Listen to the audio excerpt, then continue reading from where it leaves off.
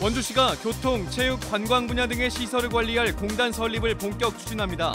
주민공청회와 의회 승인을 거쳐 내년 하반기부터 업무를 시작한다는 계획입니다. 최근 A형 간염이나 수두에 감염되는 환자가 늘고 있습니다. 휴가철 여행지에서 감염되는 경우가 많아 위생관리에 각별한 주의가 필요합니다.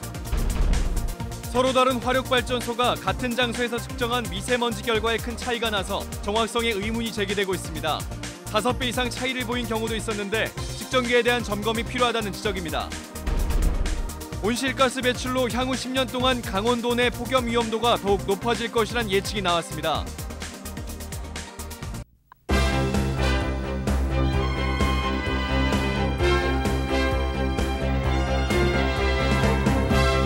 안녕하십니까. 뉴스데스크 원주입니다. 원주시가 각종 시설을 통합 관리하기 위한 시설관리공단 설립을 본격적으로 추진합니다. 용역을 통해서 7개 사업에 대한 타당성을 확보했고 내년 7월부터 시행할 예정입니다. 보도에 조성식 기자입니다. 한국관광 100선에 선정된 소금산 출렁다리가 있는 간현 관광지입니다. 지난해 1월 개장에 벌써 200만 명 이상이 찾았고 유료로 바꾸고도 관광객들의 발길이 꾸준히 이어지고 있습니다. 원주시가 관리와 운영을 직접 하고 있으며 앞으로 곤돌라 등 관광지 개발을 지속적으로 추진한다는 구상입니다. 그 사업에 유리다리, 잔도, 그다음에 인공폭포, 그리고 전망대 등이 설치가 되면 지금보다 훨씬 더 많은 관광객이 찾아주실 것으로 기대합니다. 이처럼 원주시가 직접 운영을 하거나 위탁을 주고 있는 각종 시설을 통합 관리할 수 있는 시설관리공단 설립이 본격화되고 있습니다. 원주시는 지난해 12월 9개 사업에 대한 타당성 검토 용역을 실시했고 이 중 7개 사업이 추진 타당성이 있다는 결과가 나왔다고 밝혔습니다. 공영버스 같은 도시교통을 비롯해 도시 환경 분야와 체육시설, 근로자 종합복지관과 간현 관광지, 추모공원과 농산물 도매시장 등이 포함됐습니다. 이들 사업은 경상 경비의 50%를 수입으로 충당할 수 있을 것으로 보여 지방공단 설립 조건을 충족한다는 분석입니다. 공단은 2개 본부, 6개 팀, 300여 명의 규모가 적당하다는 관측도 나왔습니다. 안정적이고 효율적인 시설물 유지 관리가 가능하고 경영 성과가 높아지고 시민 서비스의 질은 꾸준히 개선될 것입니다.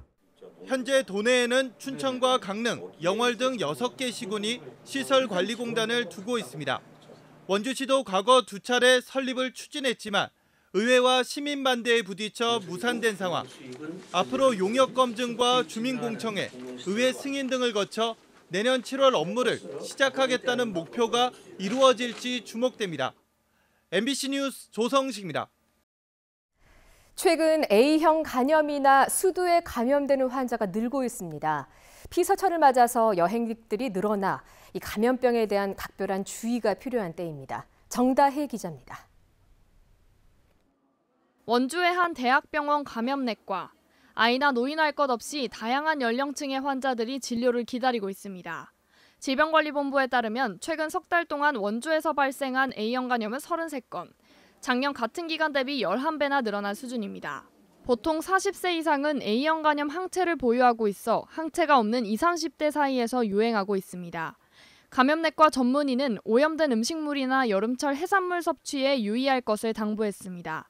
조개류 이런 거 섭취할 때도 이제 많이 감염이 되는 걸로 돼 있어요. 그래서 음식물을 먹을 때 여름에 특히 해산물, 조개류 이런 것들은 꼭 익혀서 먹는 게 좋을 것 같고요. 7월 수두 감염 역시 전달 대비 2배 이상인 61건으로 급증했습니다. 주로 늦겨울과 초봄에 발생하던 수두는 최근 초여름에 발병하는 추세를 보이고 있습니다. 수두는 접촉이나 공기를 통해서도 전파되고 특히 단체 생활을 하는 영유아 사이에서 발생이 집중되는 만큼 각별한 주의가 필요합니다. 수두는 생후 12개월쯤 예방접종을 하는 게 적합하고 항체가 안 생기면 13살 전에 한 번 더 접종하는 것이 좋습니다. 이런 전염병들은 대부분 다 예방접종으로 예방이 가능합니다. 그래서 면역이 없는 경우에는 반드시 예방접종을 맞아서. 휴가철을 맞아 이동인구가 늘어나면서 감염병 예방에 더욱 철저한 주의가 필요합니다. MBC 뉴스 정다혜입니다. 최근 진드기 등 매개 감염병이 확산됨에 따라 강원도가 비상상황 대응 전담팀을 운영합니다. 역학조사관 등 3명으로 구성된 전담팀은 오늘부터 오는 10월 31일까지 감염병 비상대응 상황실을 운영하면서 환자 조기 발견과 초동 조치, 후속 관리 등 통합 관리에 나섭니다. 올 들어 도내에서는 17명의 중증 열성 혈소판 증후군 환자가 발생해 평창 2명 등 모두 6명이 숨졌습니다. 화력발전소들은 미세먼지 농도를 측정해서 공개하고 있는데요. 이 결과가 시민들에게 혼란을 주고 있습니다. 같은 곳에서 측정을 하는데에도 농도가 상당히 다르게 나오기 때문입니다. 유인호 기자가 보도합니다. 동해시 북삼동 사무소 옥상에 대기오염물질 계측기 2대가 설치돼 있습니다. 동서발전과 GS 동해전력이 한 대씩 설치했는데 측정 결과가 서로 다른 경우가 많아 의아심을 자아내고 있습니다. 동해시의 대기오염을 감시하고 있는 시민이 확보한 자료를 보면 지난 2월 1일 0시 GS가 계측한 미세먼지 농도는 44 마이크로그램, 동서발전은 15 마이크로그램으로 GS의 측정값이 3배 정도 높았습니다. 같은 날 오전 8시에는 GS 10 마이크로그램, 동서발전 47 마이크로그램으로 이번에는 동서발전의 측정값이 5배 정도 높았습니다. 2월 4일 오전 8시의 경우는 동서발전의 측정값이 81로 미세먼지 농도가 나쁨 수준이었지만 GS는 훨씬 못 미치는 39로 측정했습니다. 이런 현상은 어쩌다 한 번이 아닙니다. 하루 24번 측정값이 나오는데 두 자릿수 차이가 10번이 넘는 날이 허다하고 2월 5일 같은 경우는 20번이나 됐습니다. 3m 차이밖에 안 나는데 그 근사치로 맞아야 된다는 게 우리 보통 전체 그 시민들 생각인데 그 자체가 들쑥날쑥 어떤 데는 많았다가 적었다 막 이게 된다는 자체는 이 기계를 믿을 수가 없다는 얘기예요. 동서발전은 작년 12월에 최신 장비를 설치하고 2주마다 상태를 확인해 교정하기 때문에 자신들은 틀리지 않을 거라고 대답했습니다.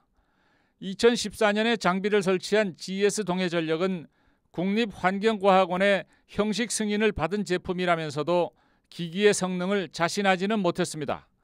그러면서 이달 중에 계측 장소를 옮길 계획이지만 장비를 교체할 계획은 현재로서는 없다고 밝혔습니다. 형식적으로 하는 부분밖에 우리 시민들은 그렇게 느낄 수밖에 없는 것 같습니다.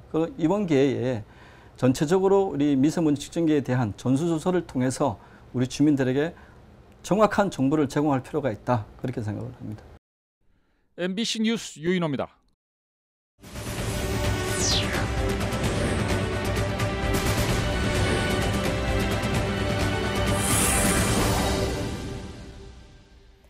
향후 10년 동안 강원 도내 폭염 위험도가 더 높아질 것이라는 예측이 나왔습니다. 환경부가 전국 시, 군, 구를 대상으로 2021년부터 2030년까지 폭염 위험도를 5단계로 평가한 결과 도내에서는 평창과 태백, 정선 등 6곳은 매우 낮음, 원주, 강릉, 춘천 등 11곳은 낮음, 양양은 3단계인 보통으로 나타났습니다. 전국적으로는 매우 높음이 19곳에서 48곳, 높음은 50곳에서 78곳으로 증가했습니다. 하지만 온실가스가 저감 없이 현재 추세로 배출되면 전국에서 유일하게 태백시만 위험도가 매주 매우 낮음이 될 것으로 예상됐습니다. 8월에는 구조 출동 4건 중 3건이 벌집 제거 요청이었던 것으로 나타났습니다.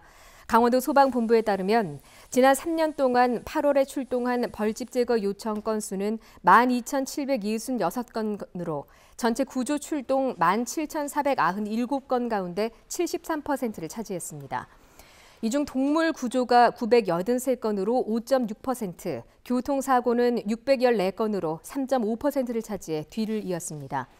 지난달 29일에도 영월군에서 작업 중이던 70대 남성이 벌에 쏘여 숨지는 등 최근 들어 사상자가 잇따르고 있어서 주의가 필요합니다. 오늘 오후 1시 10분쯤 횡성군 갑천면 병지박리 계곡에 물이 불어나면서 고립됐던 10대 2명이 구조됐습니다.